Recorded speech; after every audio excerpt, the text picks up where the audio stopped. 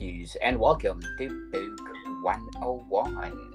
Book 101 is all about the books that arrived for the last 40 years. And today, I have my special guest.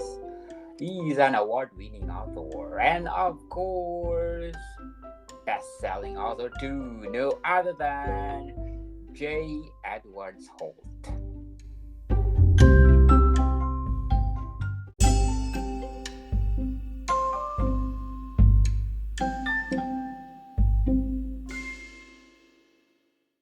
Welcome to Book 101, Mr. Holt. Thanks. I'm glad to be back. Yes, indeed. And before we go on to the book two of your Little Men trilogy, let's do the recap of the books that we talked about for the last 2 weeks. Last time we talked about the first book that we talked about, Sparrow Songbird. Yes, that was the one we talked about first. That's a short story, and it's free. It's available anywhere ebooks are sold, and I think people will enjoy it. It's like I said, it's a short story and it's free, and you can download it anywhere that you can find your ebooks. Yes, and the number two book that we talk about is the first book of your trilogy, Little Men Big Treasures. That's that's the first book in the Little Men Big Treasures trilogy. It was originally supposed to be just a single kind of standalone book, but after the reception to it was very well, I decided to go ahead and write a sequel to it. Um, and the first Little Men Big Treasures, that book is about it's about a group of dwarves that go hunting for treasure, and they get into all kinds of trouble and have lots of adventures, and there's a lot of action and all that good stuff in it. Interesting indeed. So, people, if you are curious of how Mr. Holt created or crafted those books, please do listen to our episodes. Mr. Holt, what we gonna talk about today? Today, we're going to talk about the sequel to Little Men Big Treasures. How did you connect the Little Man Big Treasure to the book to the Summoner's Gem? Well, after Little Men Big Treasures received um, such good feedback from fans and from various people that were reading it, I came up with an idea for a sequel, and so decided to go ahead and start writing that. The sequel is called The Summoner's Gem. It takes place considerably after the original Little Men Big Treasures book.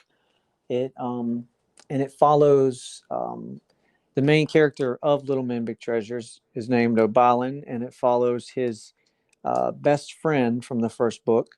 It picks up around 30 years later, and it follows his best friend who is looking for O'Balin because O'Balin's gone missing.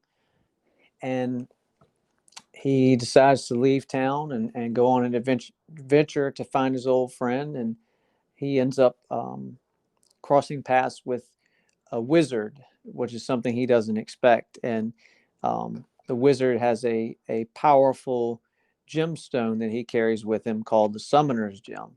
And it's called the Summoner's Gem because it gives whoever uses it the power to um, talk to animals and to command various animals at their side whenever they want.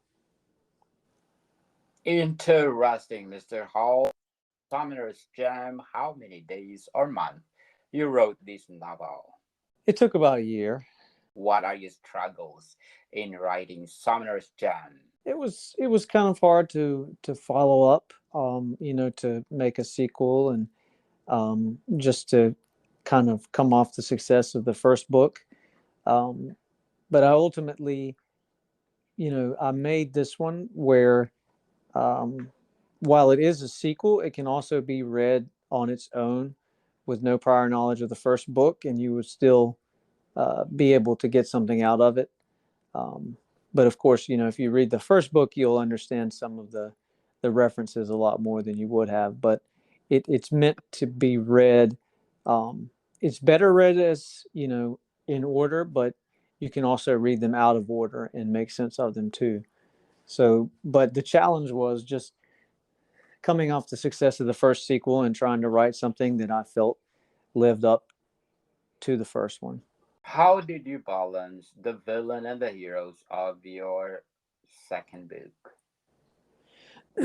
um, well, it's as far as the villains go, there's kind of a twist with the villain in the book, kind of an unexpected twist with the villains. But um, without giving it away, I'll just say that um, I think there's a pretty healthy balance between the heroes and villains. This one is definitely mostly about the hero, and the villain has a smaller role, but definitely a strong impact um, in the story. But I'd say it's pretty balanced.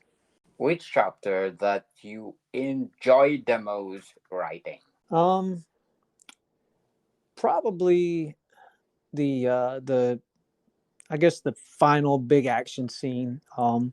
There's a battle, and um, in all those books, I enjoyed writing those final battle scenes the most because there's a lot of action and suspense, and it creates a really um, amazing picture in your head. I think because it's like you're. A lot of people have said it's like when they read it, it's like watching a battle on a movie or something like that. Do you have another option for the title of your second book of your trilogy? No, pretty much from the beginning, it was going to be the Summoner's Gem. Um, yeah, pretty much from the beginning, it was going to be that. What behind the title of the Summoner's Gem?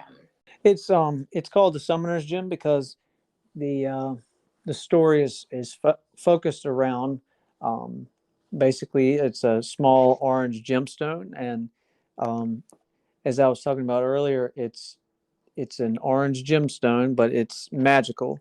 It's got the power to summon animals from anywhere in the world and get them to do your bidding. And it's um, it's centered around this dark wizard called the Summoner, and it's said that the Summoner, just appears and commands animals to do his dark bidding. And there's a legend around it, and it's a lot about that. It's about the Summoner, and it's especially about his magical gem. How do you crafted the Summoner's Gem? It's kind of just a story I came up with when I was trying to think of sequels, and um, just the whole idea kind of came to me. I don't know how to explain it, but a little bit of an idea came to me about writing something about a magic gem, and then the story just kind of spiraled on from there. Very well said, Mr. Holt. But before we go on, I want to shout out to the people listening in Bangladesh.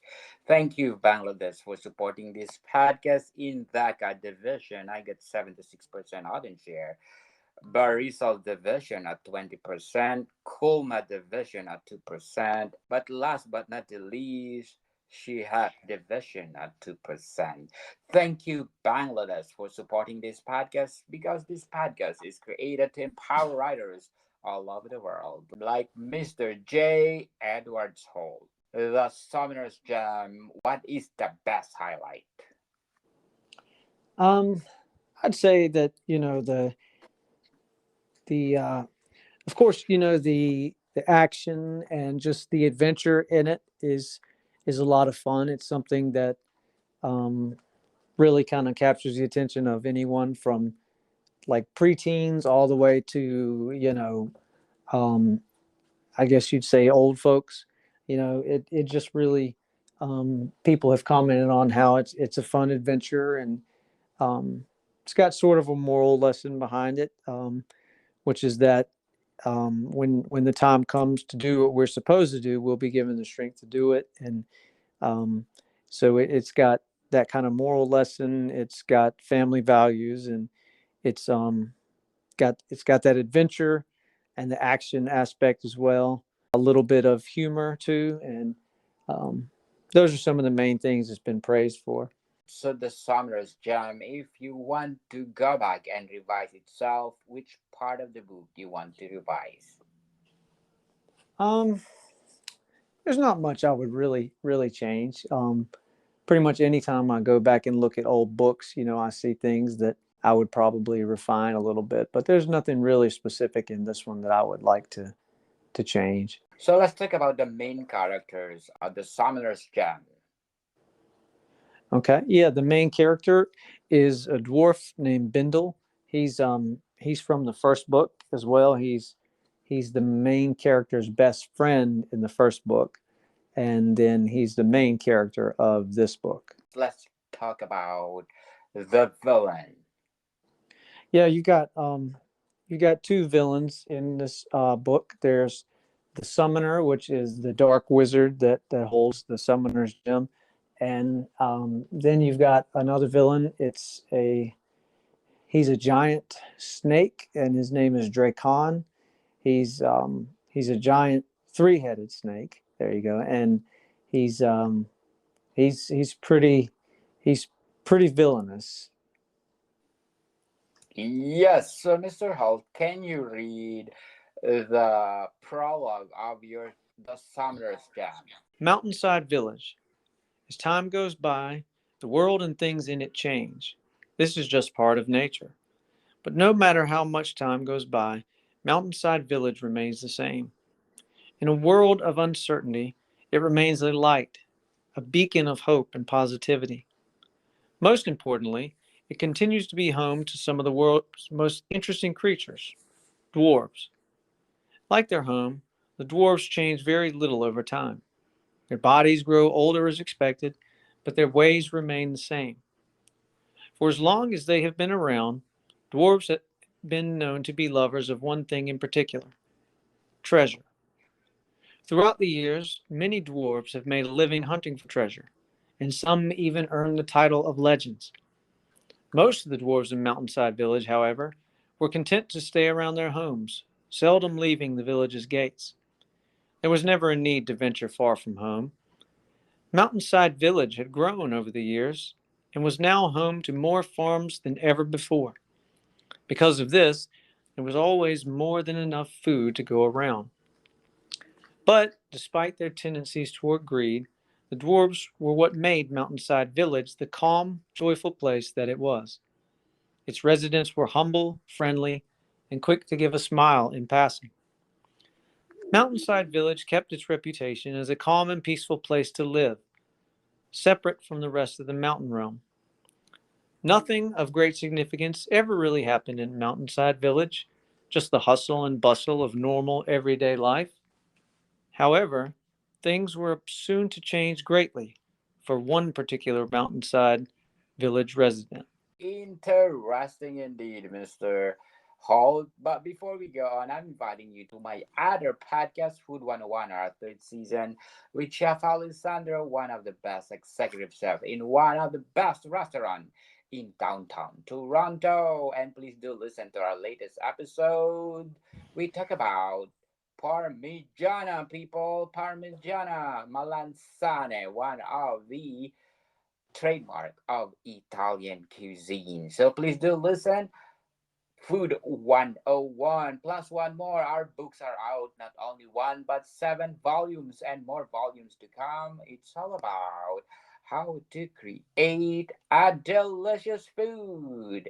It's taken from our first season of our 100 episodes on Food 101. So please do grab a copy, available on Amazon and leading online bookstores worldwide.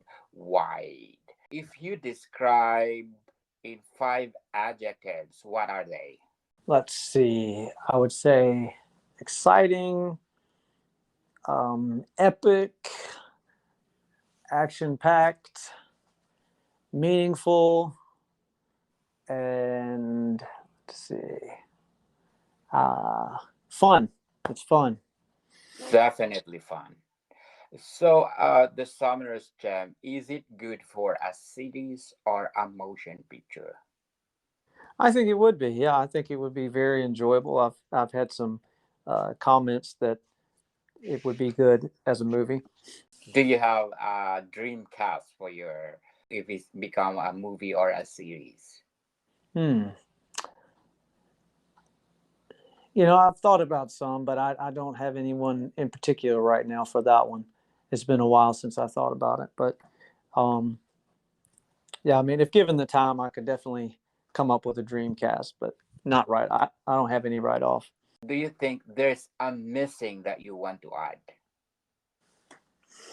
Um, I don't think there's anything really missing from it. You know, like I said, anytime I read my old books, I think of things I would like to add or something like that. But all in all, I think it's got everything it needs. What are your preparation in writing the Summoner's Jam? I I did a lot of studying of the first book to make sure I was consistent and keeping up with what happened and everything. And it was just using a lot of the skills I learned from the first book and putting them to work for the sequel. Is it the Summoner's Gems? Is it standalone or is it prerequisite that you need to read The Little Man? I would say you should read Little Men first, but if for some reason you can't, you can still read it and understand it. So it can work as a standalone, but I recommend reading the series together if you want to fully understand everything. Definitely, people. So, the Summoner's Gem and the Little Man Big Treasure, they goes together, and we need to read first the book one, which is the Little Man. Holt, what is the criteria of a good book for you? I think a good book is something that keeps you turning the pages, that um, just that you don't want to put down. Um, something that you really enjoy and kind of takes your mind off of whatever's going on. So, what are the elements that you put in the story of the Summoner's Gem that make this book a good book? It's got a lot of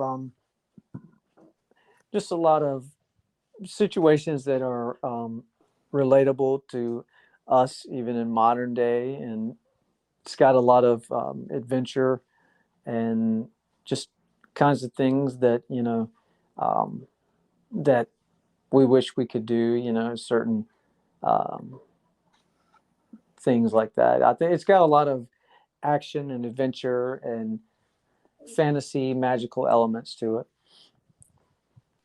Yes, indeed. And thank you, listeners, for my latest score of 26. And my podcast is belong to 10% popular show globally. Thank you, listeners. So, Mr. Holt, let's talk about AI, artificial intelligence, which is now a big issue for the writers all over the world. What is your piece about artificial intelligence? Hmm.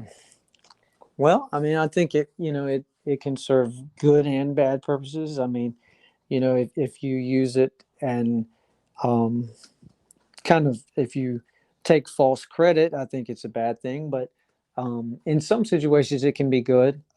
As far as like it, I understand it can help with editing and things like that. And I think it's okay as long as you don't use it for any kind of dishonest purposes.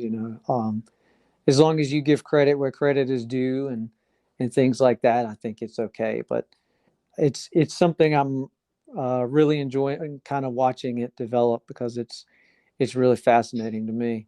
Think that if AI and human goes together, it will create a good outcome. I mean, it can. I think it can. Yeah, as long as it's not in used for like malicious purposes or whatever. I think that some good can definitely come out of it. Are you recommending using AI in every way? Uh, I don't know about every way.